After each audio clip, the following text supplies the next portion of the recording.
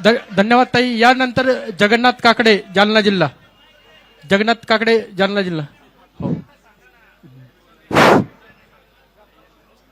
कर्जत जामखेडचे लोकप्रिय आमदार आणि राज्याचं भविष्यातलं नेतृत्व रोहितदादा पवार आणि त्यांचे दोन्ही सहकारी आमदार मोहोळ आणि माढा मतदारसंघाचे आमदार आणि आदरणीय व्यासपीठ,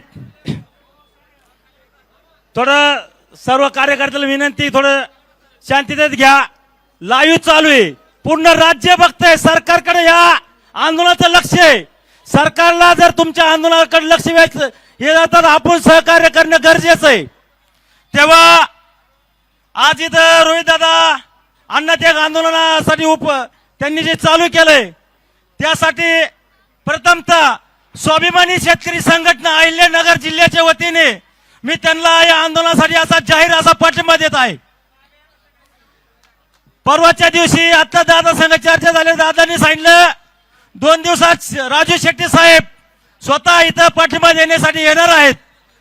दादा, या सोलापूर जिल्ह्याचे स्वाभिमानी शेतकरी संघटनेचे तालुका अध्यक्ष, जिल्हा अध्यक्ष थोड्या वेळात काही लोक उद्याच्याला आपल्याला पाठिंबा देण्यासाठी या ठिकाणी उपस्थित राहणार आहेत.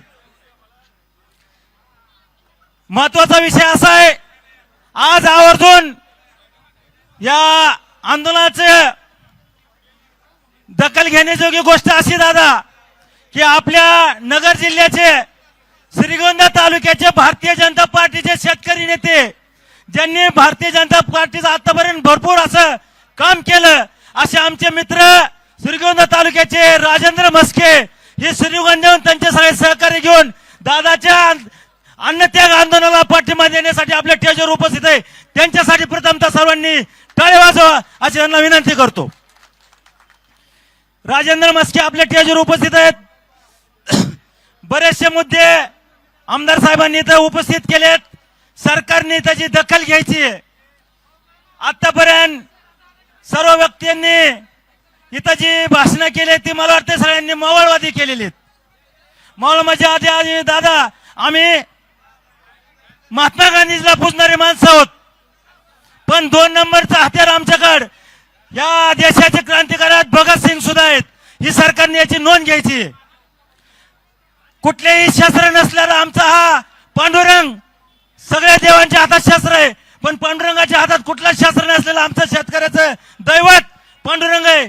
पण आज आम्हाला दुर्दैवाने ह्या पांडुरंगाच्या चरणी असं प्रशासनाला सांगावं लागतंय की जर तुम्ही याची दखल घेऊन आमचे जर 7-12 कोरे जर नाही केले तर मग आम्हाला शस्त्र हातात घ्यावं लागतील. त्याच्याशिवाय दादा ही लोक वटणीवर येणार नाहीत. मी स्वाभिमानी शेतकरी संघटनेचा एक कार्यकर्ता म्हणून एक आठवण करून देतो दादा तुम्हाला सुद्धा की ह्याच पांडुरंगाला साकडा घालून राजू शेट्टी साहेबांनी काही वर्षापूर्वी इथून दर्शन घेऊन आम्ही पवार साहेबांच्या घरावर मोर्चा काढला होता ऊसा संदर्भात, आणि त्या मोर्चाचं फलित आमचा विजय झाला होता म्हणजे शेतकऱ्याचा. मी त्याची आठवण करून देतो. ह्या पावनभूमीमध्ये जे आंदोलन होतं ते यशस्वी होतं. ह्याची आठवण मित्रांनो आपण सगळ्यांनी करून घेतली पाहिजे. 100% दादा आपलं आंदोलन हे सक्सेस होणार आहे. फक्त त्यासाठी मित्रांनो आपल्याला सुद्धा लढावं लागेल. काही महिन्यापूर्वी या राज्याचे शेतकरी नेते आदरणीय राजू शेट्टी साहेब, आता सरकारमध्ये गेलेले बच्चू कडू साहेब, रविकांत तुमकर, महादेव जानकर साहेबांनी नागपूरला 4 दिवस चक्काजाम आंदोलन केलं. दादा ही सरकार भेटय बी नाही बरं का. 4 दिवसात गेलेलं सरकार आहे. 4 दिवस नागपूर आम्ही जाम केलं. सरकारला 30 जून तारीख जाहीर करावी लागली. आता पुढची जबाबदारी शेतकऱ्याच्या पोरांची. आम्ही तारीख जाहीर करून घेतली. त्यांनी कर्जमाफीची जाहीर तारीख आपण त्यांना 30 जून केली. त्यांनी कर्जमाफी जाहीर केली पण फसवी केली. त्या फसवी जाहीर कर्जमाफीच्या विरोधात दादा इथं बसलेत. मग आपली जबाबदारी त्याची पुढची बघा. सरकारला कर्जमाफी जाहीर करायला लावली, ती फसवी म्हणून राज्याचं नेतृत्व इथं बसलंय. ती फसव कर्जमाफी जर पदरात म्हणजे त्याला विरोध करून आपल्या बाजूची कर्जमाफी करून घ्यायची असेल तर सगळ्यांनी हे लढा उभा करावा लागेल. नुसतं एकटा दादा इथं लढून उपयोग होणार नाही. आणि खास करून माझी भक्तांना सुद्धा विनंती राहील, बाबा तुम्हाला बी कर्जमाफी पाहिजे. कालच राहुरी तालुक्यामध्ये दादा शिंदे गटाचे शेतकरी सेनेचे आमचे मित्र त्यांनी आंदोलन केलं. नाही म्हणले फसवी कर्जमाफी. आता म्हणलं तुम्हाला अधिकारच नाही ना आंदोलन करायचा. नाही म्हणले ते आता आम्ही बी तुमच्याच बाजूनीत. आताच मी इथं उल्लेख केला आमचे मित्र आमचे मार्गदर्शक राजेंद्र म्हस्के साहेबांचा. खूप काम आहे त्यांचं भाजप वाढवण्यासाठी, पण त्यांना सुद्धा ही कर्जमाफी मान्य नाही. ते सुद्धा आज आपल्याला श्रीगोंदा इथं पाठीमध्ये आलेच होते आलेले आहेत. तेव्हा पुढील जे काही निर्णय होतील त्या निर्णयाप्रमाणे आपल्याला पुढची दिशा ठरवावी लागेल. फक्त एक आहे, नुसतं भगतसिंगाला आपलं नुसतं महात्मा गांधीजींना पूजून आता जमणार नाही. पोलीस प्रशासन आहे, इथं कारखान्याचे चेअरमन आहेत, बरेच इथं कारखानदार आहेत. आमचं मूळ हत्यार सांगू का दादा, मग एकदा मी तुमच्या पुढे विषय मांडला होता. ही लोक जर ऐकत नसतील ना मग थोडं ऊस हातात घ्यावा लागतो. ऊस हातात का घ्यायचा, ऊसानी का झपकायचे लोक, ऊसातली हाणल्यावर गुन्हा दाखल होत नाही. ही जाहीर सभेत सांगतो पोलीस स्टेशनच्या समोर. पोलीस अधिकाऱ्यांना सुद्धा माहिती ऊस हे हत्यारात मोडत नाही, म्हणून शेतकरी संघटनेचं हत्यार ऊस आहे. आणि तुम्ही जर का आम्हाला आता ऊस हातात घ्यायला लावला तर मग कार्यक्रम होणार आहे. आणि मग गमिनी काम आहे. आम्ही बी छत्रपतीचे मावळे आहेत, छत्रपतीने लढाई जिंकल्यात गनिमी काव्यानी.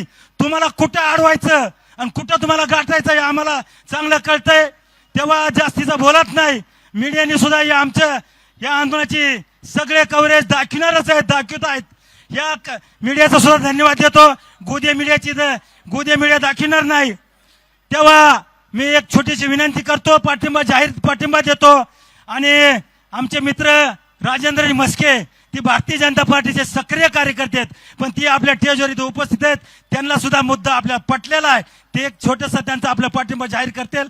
आणि पुढची लढाई जी आता दादा आणि सर्वच शेतकरी चळवळी जे देतील त्याप्रमाणे पुढची दिशा आपण ठरवू. एक लक्षात घ्या, आपल्याला एक कर्जमाफी करून घ्यायची आपल्या बाजूने. एवढं ध्यानात ठेवा. एवढंच बोलतो. जय हिंद, जय भारत, जय जवान, जय किसान. राजेंद्र म्हस्के बोलतील आपले 2 मिनिटं. आणि कर्जत जामखेडचे लोकप्रतिनिधी आदरणीय रोहितदादा पवार यांनी जो गेल्या 2 महिन्यापासून या ठिकाणी या राज्यातल्या शेतकऱ्यावर अनेक संकट आणि तो शेतकरी त्या ठिकाणी अनेक संकटात सापडलाय आणि सरकारच्या कर्जमाफीच्या आशावर तो आपला जीवन जगत होता आणि आशा डोळे लावून आशा त्या ठिकाणी कर्जमाफीकडे लावली होती. परंतु या सरकारने ही फसवी कर्जमाफी केली आणि या राज्यात आदरणीय रोहितदादांनी निर्णय घेतला आणि आज पंढरपूर सारख्या आपल्या सगळ्याचं दैवत असणाऱ्या पांडुरंगाच्या या ठिकाणी पावनभूमीमध्ये ते आज उपोषणाला बसलेले आहेत. त्यांना पाठिंबा देण्यासाठी माझे श्रीगोंद्याचे अनेक सहकारी आणि मी सुद्धा गेले 27 वर्षे भारतीय जनता पार्टीमध्ये काम केलं आणि भारतीय जनता पार्टी सत्तेत आणण्यासाठी अनेक संघर्ष केला. मला वाटलं ह्या भारतीय जनता पार्टीमध्ये राहून आपण शेतकऱ्याला न्याय देऊ शकतो, पण 2014ला या राज्यामध्ये आणि देशामध्ये परिवर्तन झालं आणि भारतीय जनता पार्टीचं सरकार आलं आणि मी त्यांचा कालखंड पाहिला. परंतु तो कालखंड शेतकऱ्याला न्याय देण्यासारखा मला वाटला नाही. आणि म्हणून करता ज्या ज्या ठिकाणी शेतकऱ्याच्या प्रश्नावर कोणताही राजकीय नेता, कोणतीही पार्टी, कोणताही पक्ष ज्या ठिकाणी भूमिका घेतो त्या ठिकाणी मी पाठिंबा द्यायला जातो. माझं रक्त शेतकऱ्याचं आहे. मी शेतकऱ्याच्या पोटी जन्म घेतलाय. आधी माझा शेतकरी आणि मग पार्टी आणि पक्ष. आणि म्हणून करता मी या ठिकाणी दादा तुम्हाला पाठिंबा द्यायला आलेलो आहे. एवढंच सांगत नाही, हा राज्यातला प्रत्येक शेतकरी तुमच्या ह्या आंदोलनाकडे त्या ठिकाणी डोळे उघडे ठेवून पाहत आहे. तुम्हाला त्या ठिकाणी तो या ठिकाणी येऊ शकत नाही, पण त्याची मानसिकता, त्याचं मन, त्याचा परपंच, त्याचे सगळे नातेवाईक, त्या ठिकाणी पाळलेले सगळे जनावर सुद्धा तुमच्या पाठीमागे आशीर्वाद घेऊन उभा राहतील एवढा शब्द देतो. आणि मला विश्वास आहे, मगाशी आमचे मित्र या ठिकाणी जिल्हाध्यक्ष सुनील लोंढेंनी सांगितलं, या पवित्र भूमीमध्ये कोणताही निर्णय घेण्याची, ज्याच्या वेळेस राज्यामध्ये निर्णय घेण्याची वेळ आली, अनेक राज्यावर संकट आली, या ठिकाणी येणाऱ्या मुख्यमंत्र्यांनी पंढरीच्या पांडुरंगापुढे त्या ठिकाणी हात जोडले आणि राज्याचं संकट जाऊ नये म्हणून या ठिकाणी त्या पंढरीला विनंती केली. तसं या पंढरीचा पांडुरंग तुम्हाला निश्चितपणाने तुमच्या आंदोलनाला यश देईन एवढा शब्द देतो. आणि हे सरकार तुमच्या आंदोलनापुढे वाकणार आहे, झुकणार आहे आणि ते वाट पाहते यातून कोणता मार्ग काढायचा आहे.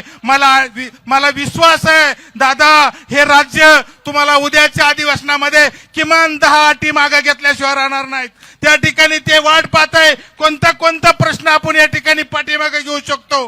पण दादा, मी तुम्हाला विनंती करणार आहे, तुम्ही सगळ्याच गोष्टीत मध्ये आग्रह धरा की जे 19 मध्ये ज्यांना कर्जमाफी मिळाली आणि ते आज वंचित राहणार आहे, तेवढाच प्रश्न महत्वाचा आहे. बाकीचे सगळे प्रश्न हे सरकार एका पाया मागे घ्यायला तयार आहे. सरकारला तोंड काढायला पाय नाही. आज जर राज्यात कोणती निवडणूक आली तर या भाजपचा आणि आघाडीचं पिसूड सुद्धा निवडून येणार नाही, असं चित्र महाराष्ट्रात आहे. आणि उद्याच्याला मी तुम्हाला शब्द देतो की देश, या राज्यातली जनता जो या शेतकऱ्याच्या प्रश्नावर लढण त्याला डोक्यावर घेतल्याशिवाय राहणार नाही. आणि जर जो शेतकऱ्याच्या विरोधात जाईन त्याला या ठिकाणी नेपाळ दाखवल्याशिवाय राहणार नाही. शब्द आहे माझा. आता पुढाऱ्यांना, लांब जगा घालणाऱ्याला पळायला जागा उरणार नाही. मी सुद्धा विचार करतोय, तुकडी कपडे शिव का काय, इतकी व्यवस्था या ठिकाणी बिघडलेली आहे. या राज्यात, या देशात कोणी सुखी नाही. सगळेच रडतात आणि रडतात. फक्त सुखी कोण आहे? आमदार, खासदार, त्यांचे नातेवाईक, मंत्री. जनता मात्र सुखी नाही. आणि म्हणून करता तुम्ही हा धाडसी निर्णय घेतलाय. मी जास्त वेळ न घेता तुम्हाला या ठिकाणी जाहीर पाठिंबा देतो आणि माझं लांबलेलं भाषण संपवतो. जय हिंद, जय महाराष्ट्र.